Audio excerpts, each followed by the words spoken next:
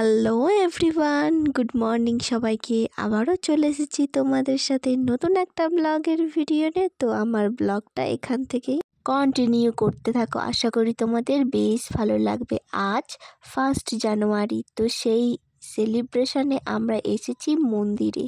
তো আমাদের পার্টি সার্টি করার অত টাকা নেই বাবা, আমরা খুব সাধারণ মানুষ, তাই জন্যই আমরা খুব সাধারণভাবে 1 জানুয়ারিটা সেলিব্রেট করতে চাই।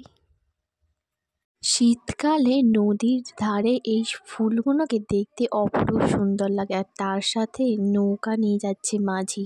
দেখতে কেমন লাগছে বলো ভিউটা? আমার তো অসাধারণ লাগছে, তোমাদের কেমন লাগছে? আমার ভিডিওটা তোমাদের যদি ভালো লেগে তাহলে অবশ্যই লাইক, কমেন্ট আর শেয়ার করতে ভুলো না কিন্তু। তো যেই জায়গায় আমরা আজকে এসেছি, এই জায়গাটার নাম হলো এক টুকরো বেলুন মঠ।